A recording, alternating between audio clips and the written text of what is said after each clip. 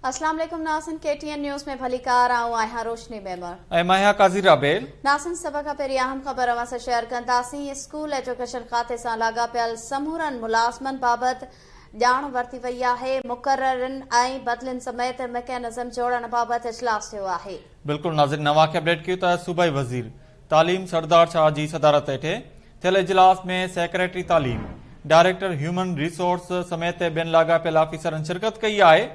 इजलास में मुख़्तलिफ़ मामलनि ते गौर वीचार कयो वियो आहे।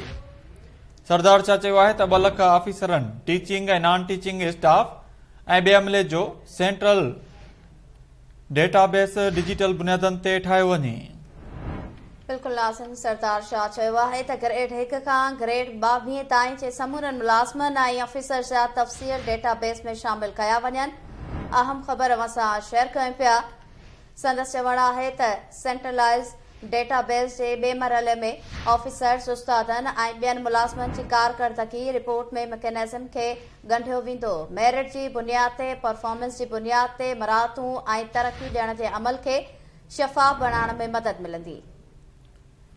अवां खे अपडेट कयूं त स्कूल एजुकेशन खाते सां लाॻापियल समूरनि मुलाज़मनि बाबति ॼाण, मुक़ररनि ऐं बदिलियुनि समेत मैकेनिज़म जोड़ण बाबति इजलास थियो आहे। इजलास में मुख़्तलिफ़ मामलनि ते गौर वीचार कयो वियो आहे।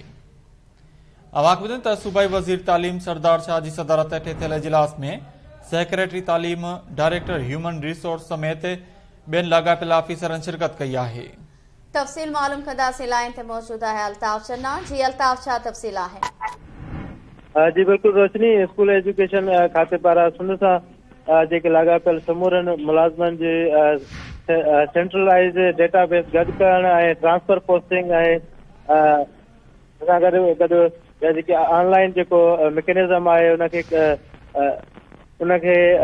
करण जे लाइ अहम जेको आहे सो अॼु इजलास थियो आहे। इजलास जी सदारत सरदार शाह जेको तालीम खाते जो सूबाई वज़ीर आहे उनजे सदारत हेठि थियो आहे। उन में इहो अहम इजलास में फ़ैसिलो इहो बि कयो वियो आहे त 2012 में जेके बर्थियुनि वारो जेको तकरारी मामिलो हो उनखे बि मुकमल तौर ख़तमु करण जो फ़ैसिलो कयो वियो आहे। इन इजलास में तालीम खाते जो जेको सेक्रेटरी आहे ज़ाहिद अब्बासी ऐं ॿिया जेके आहिनि उन्हनि शिरकत कई आहे। उन हवाले सां सूबाई वज़ीर सरदार शाह जो चवणु त स्कूल एजुकेशन खाते में ऐं उन सां लाॻापियल जेके समूरनि